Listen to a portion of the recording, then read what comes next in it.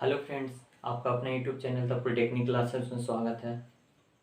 तो अभी अभी बहुत सारे ऐसे स्टूडेंट हैं जिन्होंने डिप्लोमा 2020 में फाइनल सेमेस्टर का एग्ज़ाम दिया और वो अपने मौज मस्ती में डूबे हुए हैं। बहुत सारे स्टूडेंट ऐसे हैं जो अभी सेमेस्टर एग्ज़ाम दे करके घर पे चले गए होंगे और अपने पुराने ख्यालों ख्यालात में डूबे होंगे, और कुछ स्टूडेंट ऐसे हैं जो कि अपने फोकस कर रहे हैं कि किस तरह से अब जॉब के लिए हम लोग प्रिपरेशन करें। तो ये सारी बातें आप लोगों के लिए हैं, और जो फाइनल ईयर के स्टूडेंट हैं जो 5th सेमेस्टर में हैं वो भी इस वीडियो को देख सकते हैं, ताकि आप लोगों को पता चले कि फाइनल ईयर देने के बाद हम लोग क्या कर पाएंगे। तो वो भी अभी से ही ये सारे प्रोसेस को फॉलो कर सकते हैं। तो देखिए, ये जो हमारा इलेक्ट्रॉनिक्स इंजीनियरिंग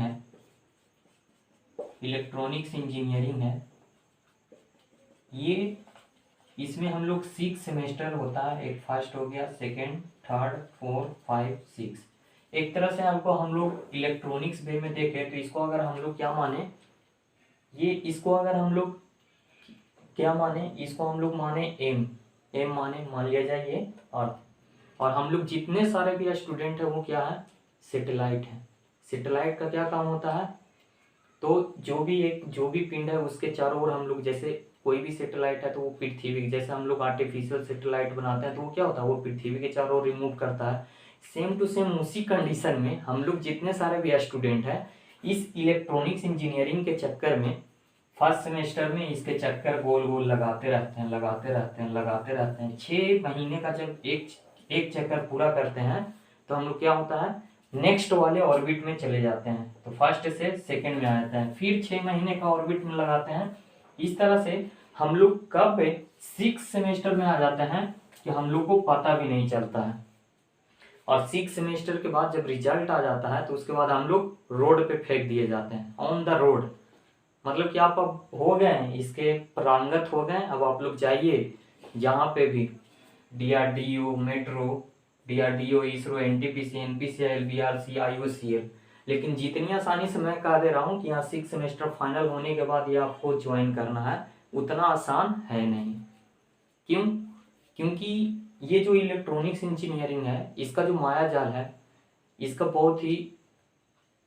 लिए बहुत ही स्टूडेंट को हिम्मत चाहिए, ब्रेव चाहिए और पेशेंस चाहिए। सबसे मेन बात है पेशेंस खोना नहीं है हम लोगों को, क्योंकि हम लोगों ने इलेक्ट्रॉनिक्स में डिप्लोमा किया, इलेक्ट्रॉनिक्स इंजीनियरिंग में डिप्लोमा किया।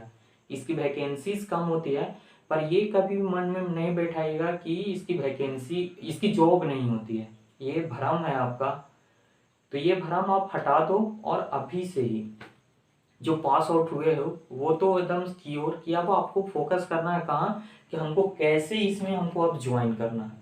और इसमें ज्वाइन करने के लिए सबसे पहले तो अपने माइंड को प्रिपेयर रखो कि किसी के बहकावे में ना हो कि इसमें ये नहीं होता है, ये जॉब नहीं होता है। जॉब तो इतने सारे होते हैं कि आप फॉर्म भरते भरते थक जाओगे कि किस में फॉर्म डालें। ये हो जाता है कभी कभी जब आती है वैकेंसी, तो वैकेंसी हमेशा लगातार आते रहती है, और खास करके मेट्रो वाले रीजन में हमेशा आते रहती है। ध्यान रखिएगा, आप लोग सरकारी रिजल्ट, सरकारी एग्जाम, फ्री जॉब अलर्ट पे आप लोग वहाँ पे हमेशा रीचेक करते रहिएगा, क्योंकि बहुत सारी वैकेंसीज हैं जो आती है डिप्लोमा लेवल की, किन्हीं को उसके बारे में पता भी नहीं चलता, ऐसे ऐसे पोस्ट आते हैं। तो 2 तरह के जॉब आते हैं, एक होता है जहाँ पे एक्सपीरियंस मांगा जाता है, और एक होता है जहाँ पे बिना एक्सपीरियंस, सिर्फ 3 ईयर डिप्लोमा पास है, आप फॉर्म फिलअप कर सकते हैं। तो इस तरह का ये आता है। तो देखिए, अभी हम लोग डिप्लोमा फाइनल किए, जो अभी अभी एग्जाम दिए उनके लिए बता रहा हूँ। वो डिप्लोमा फाइनल करने के बाद क्या कर सकते थे, तो बीटेक कर सकते थे। तो अभी अभी बहुत सारे स्टूडेंट ने बीटेक का फॉर्म डाला था, एलई से, लेटरल एंट्री से। तो किन्हीं का हुआ, तो जिनका हुआ तो वो तो बीटेक में चले जाएंगे, चलिए वो बीटेक कर रहे हैं। लेकिन जिनका नहीं हुआ वो उदास ना हो, निराश ना हो। वो क्या करेंगे, तो वो आगे दूसरा, देखिए एक रास्ता जब बंद होता है ना, तो उस एक रास्ता बंद होता है तो उससे ज्यादा 2 या 3 या 4, उससे भी बहुत ज्यादा रास्ता खुल जाता है। तो आप लोग निराश ना हो। देखिए और भी बहुत सारे हैं, आप लोग अगर डिग्री कंप्लीट करना चाहते हैं तो BSc इन इलेक्ट्रॉनिक्स, गया कॉलेज गया से आप लोग कर सकते हैं। अभी इसका एडमिशन स्टार्ट नहीं हुआ है, जल्दी नोटिफिकेशन आने वाला है। तब तक मुझे आशा है कि आप लोग का रिजल्ट भी आ जाएगा। आप लोग का रिजल्ट आ जाएगा तो आप लोग इसमें एडमिशन ले सकते हो, गया कॉलेज में बीएससी इलेक्ट्रॉनिक्स में ले सकते हो। ज़्यादा डिटेल के लिए मैं जब आएगा तो उसका एक सेपरेट वीडियो बना दूंगा, उसके लिए आप लोग निश्चिंत रहना, ठीक है। उसके बाद एक और रास्ता है अप्रेंटिसशिप। अप्रेंटिसशिप करना क्यों जरूरी है ये मैं बता देता हूँ। देखिए अप्रेंटिसशिप करिएगा, जिसमें भी अभी करिएगा अप्रेंटिसशिप, जैसे इसमें आता है IUCL में आता है, फिर आपका DRDO में आता है, इसरो में आता है, तो इन सभी जगहों पे हमेशा अप्रेंटिसशिप का फॉर्म निकलते रहता है, ठीक है। और भी बहुत सारे हैं जो कि अप्रेंटिसशिप का फॉर्म निकलते रहता है। तो अप्रेंटिसशिप में होता क्या है, सबसे मेन बात, तो अप्रेंटिसशिप में क्या होगा आपको, तो 1 साल के लिए आप लोग को जॉब नहीं दिया जाता है, 1 साल के लिए आप लोग को वर्क दिखाया कराया जाता है।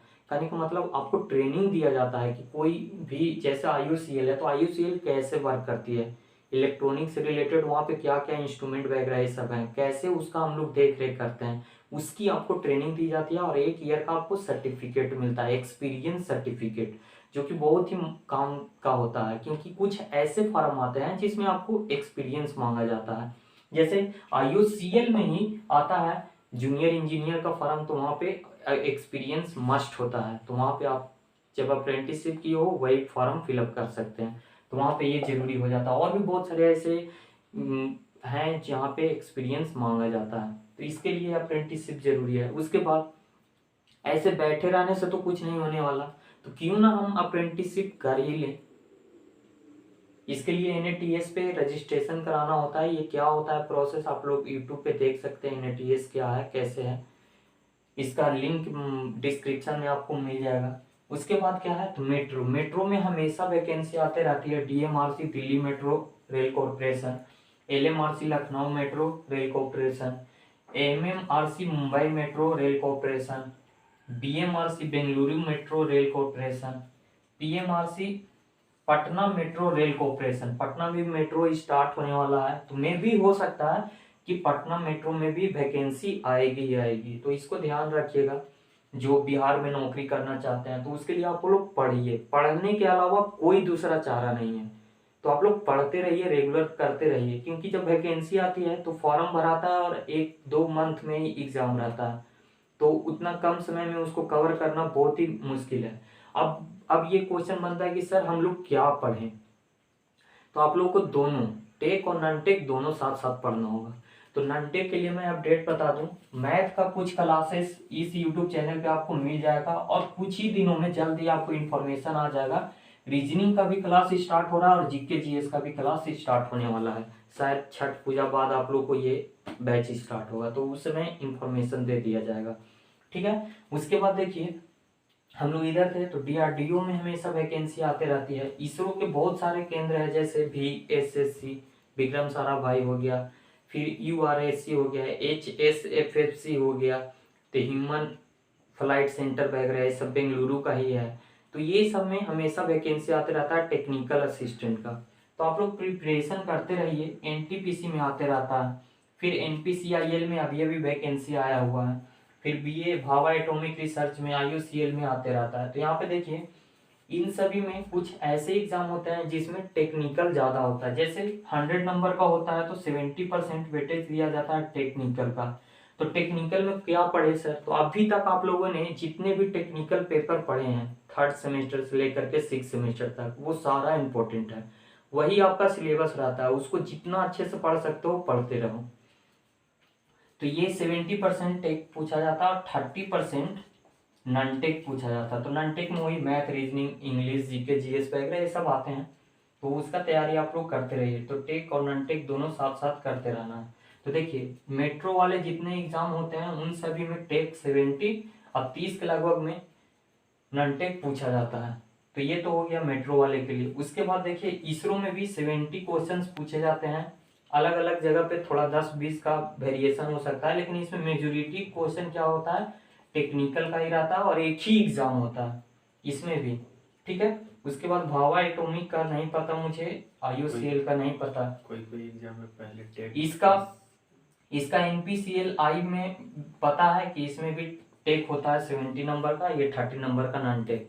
अब देखिए जैसे DRDO हो गया, NTPC हो गया, तो इसमें क्या होता है DRDO NTPC में 2 एग्जाम होते हैं, Tier 1 Tier 2। तो Tier 1 क्या होता है, नॉन टेक होता है, और नॉन टेक में math, reasoning, English, GK GS वगैरह, साइंस वगैरह से क्वेश्चंस आते हैं। जब तक आप नॉन टेक नहीं क्वालिफाई करो, Tier 2 जो टेक है वो नहीं दे पाओगे। तो नॉन टेक पढ़ना बहुत ही जरूरी है, खास करके DRDO में जो जाना चाहते हैं और NTPC में जो जाना चाहते हैं उनके लिए। तो नॉन टेक जब तक आप फर्स्ट ईयर पास नहीं करोगे, सेकंड में आपको सिलेक्शन नहीं होगा। तो टेक के साथ नॉन टेक पढ़ना बहुत ही जरूरी है। तो ये था आप लोगों के लिए एक छोटा सा इंफॉर्मेशन मेरे तरफ से। और भी कुछ चाहते हैं तो आप लोग बने रहिए द पॉलिटेक्निक क्लास के साथ और भी ज़्यादा अपडेट के लिए।